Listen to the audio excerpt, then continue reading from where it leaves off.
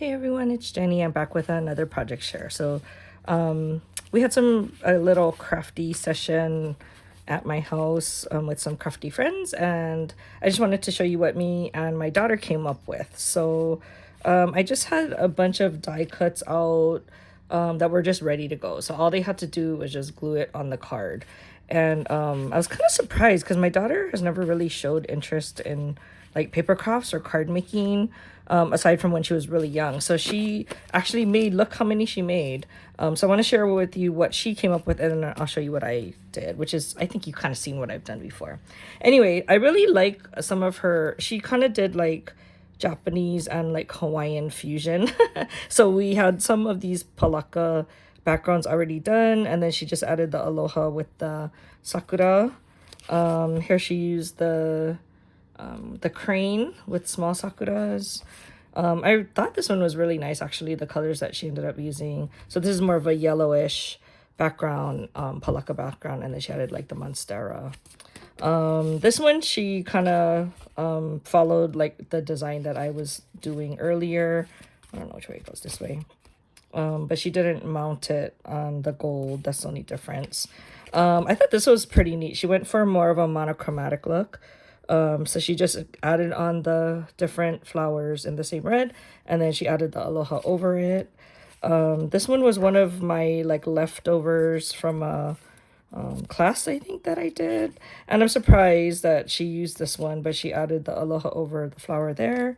This one, she found some of my Hawaiian die cuts, so she was just adding that. These are more of the sakura one over the palaka. This one, I think she wanted some happy birthday, so she found this die cut and she added that. This one, she's like, what are these, like fireworks? And I'm like, no, actually they're supposed to be for like the flower centers. But she ended up using it anyway, just by itself.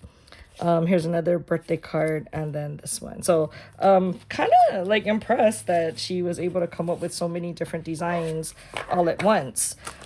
So she wanted to take some cards with her when she goes back to school. So I told her, okay, we'll make your own then. So that's what she came up with. And then I replenished some of my supplies. So these, I already had the backgrounds already made, so all I had to do is just add like, you know, a sentiment on it. So I just die cut a whole bunch of aloha and mahalo, and I know you've seen these before, but this is just some of the newer prints that I had purchased earlier. So these will be replenishing my stash because I've been using a lot of them recently. And then these I made for my mom. So my mom told me that she's out of like birthday cards, so I wanted to try and give her some so she had extra that she could use. So this is the closest kanji that I could come up with that I already had cut. I think I do have a happy birthday one in kanji or in like Japanese, but I didn't have it die cut. So this one, since it was already cut, I decided to use this. So this is the kanji for longevity, which is used more for like, I think, older people kind of cards. But anyway, I thought it looked nice. So this one I paired with the ume blossom that I had already had made. Like I just found it in the stash.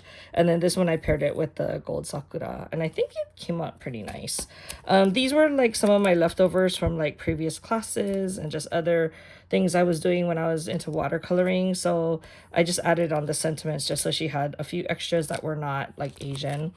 And I want to make her some Hawaiian ones, so I do need to kind of go through and die cut more of the happy birthday sentiments. I have a whole bunch. I just only had like these already done, so I want to try and find some that kind of match this a little bit better.